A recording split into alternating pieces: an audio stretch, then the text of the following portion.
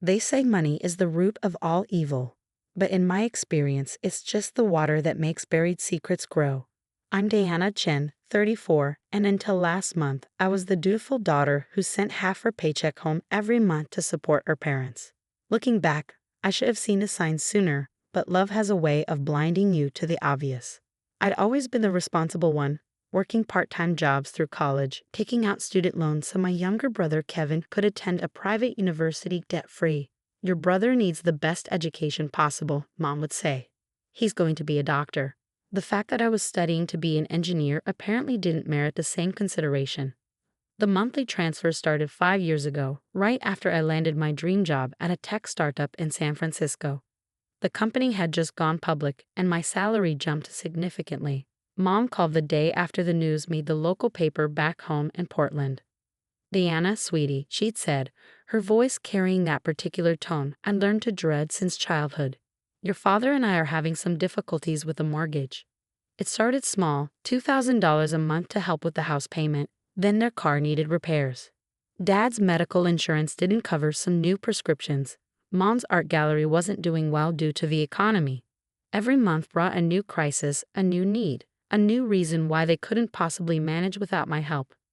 Meanwhile, Kevin finished medical school and started his residency at a prestigious hospital in Boston. "Isn't it wonderful?" Mom would gush during our weekly video calls. "And he's dating the chief of surgery's daughter."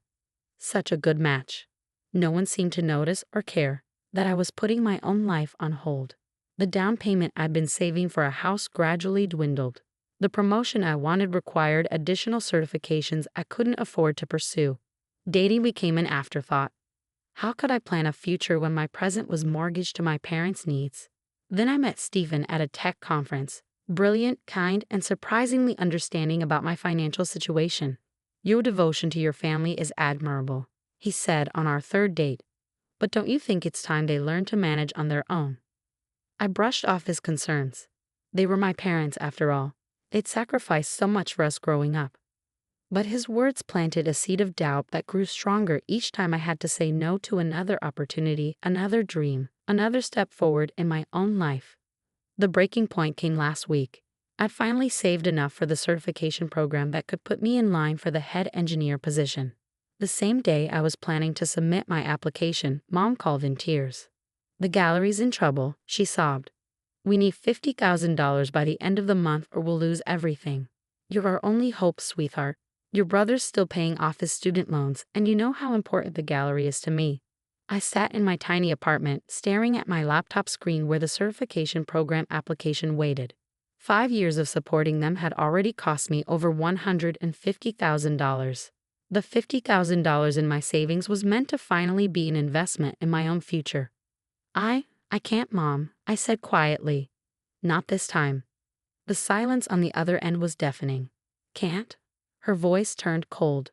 "Or won't? After everything we've done for you? We gave up so much to give you and your brother a good life, and this is how you repay us." "Mom, I've been sending money home for 5 years. I need to think about my own future too." "Your future?" She laughed bitterly. "What about my future, my gallery? Do you know what people will say if we have to close? What it will do to our standing in the community? How can you be so selfish?" The word selfish hit me like a physical blow. How many times had I heard that growing up? Selfish for wanting new school supplies when Kevin needed sports equipment. Selfish for applying to out-of-state colleges when they needed me at home. Selfish for pursuing engineering instead of something more suitable for a girl. "I'm not being selfish," I said, my voice stronger than I felt. "I'm being realistic. I need to know where all this money is going. You and Dad should be able to manage on your pensions and Social Security. The house is almost paid off. What's really going on?"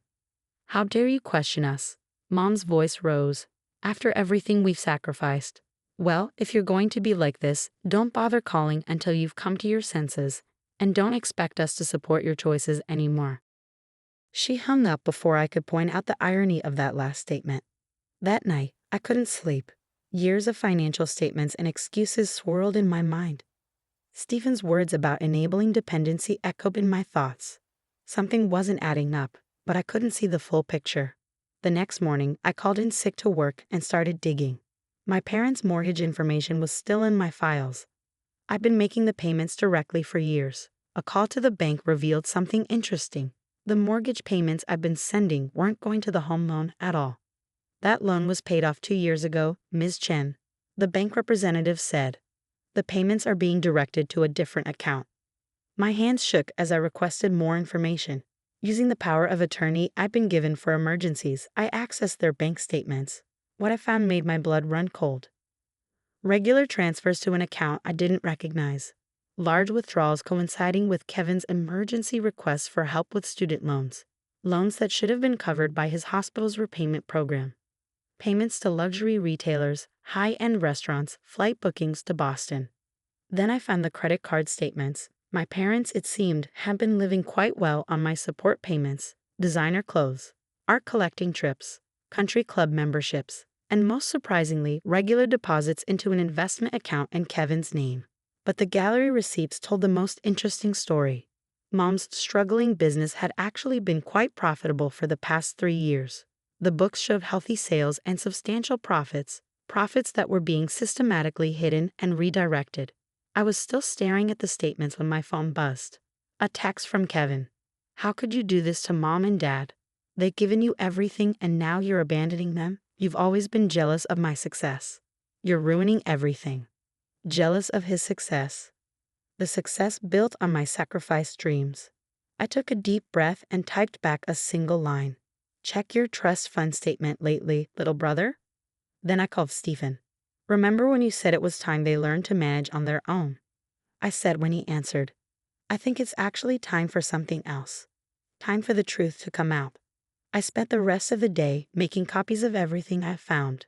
Bank statements, credit card bills, gallery records, investment accounts.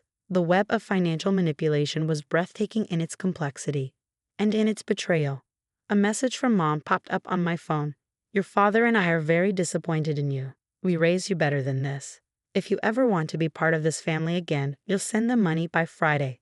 I looked at the certification program application still open on my laptop, then at the stack of financial records beside me. For the first time in years, I felt not guilt but anger. Clean, clarifying anger. You're right, Mom, I whispered to the screen. You did raise me better than this. Better than lies. Better than theft. Better than betrayal.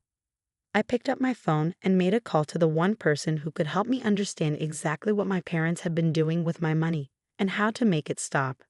Hello, I said when the receptionist answered. I need to speak with someone about reporting financial fraud. The forensic accountant's office was cool and impersonal, much like the numbers she was showing me on her computer screen. Your parents have been running quite a sophisticated operation, Maria Delgado explained, scrolling through the documents I provided. The gallery was essentially a front for money laundering.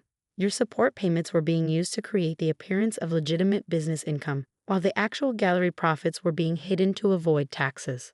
I gripped the armrests of my chair and the investment account in my brother's name. A trust fund built primarily with your money and hidden gallery profits.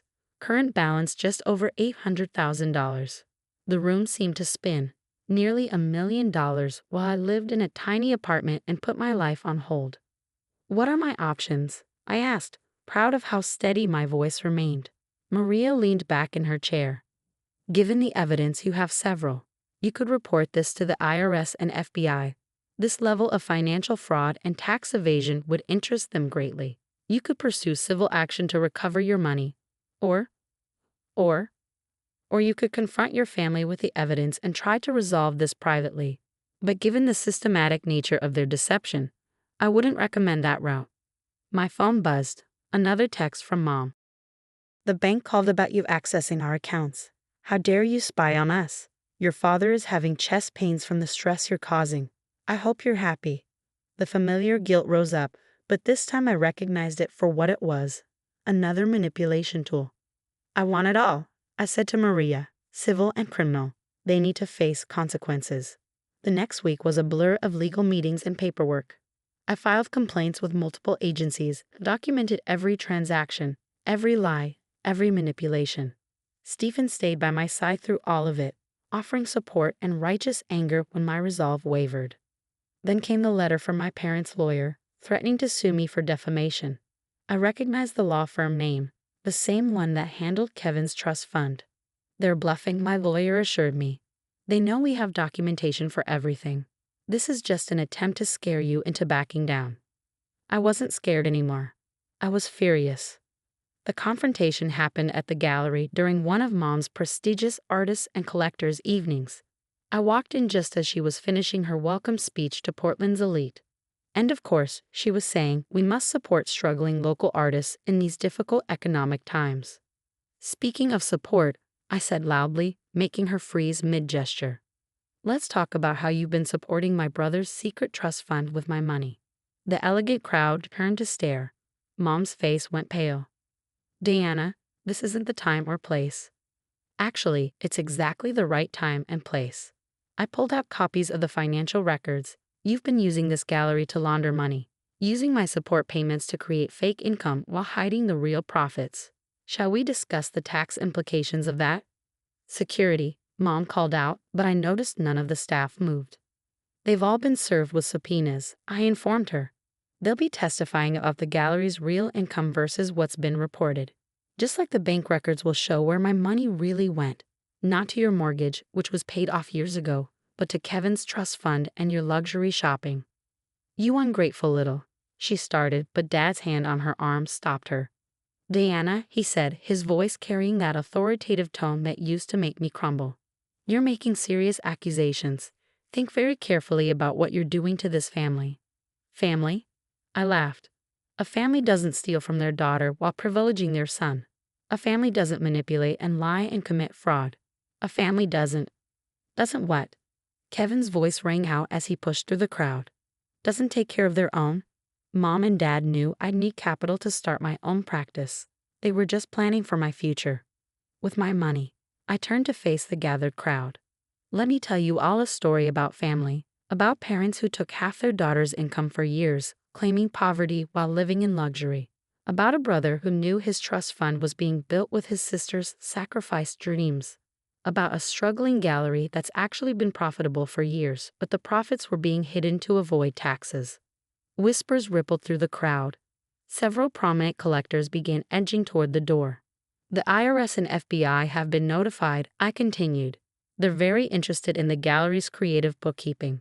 And I filed civil suits to recover every penny that was stolen from me. You'll destroy us, Mom whispered, tears streaming down her face. No, I corrected her. You destroy yourselves. I'm just exposing the truth. The aftermath was both better and worse than I expected. The gallery was seized as evidence. Mom and Dad were charged with multiple counts of tax evasion and fraud.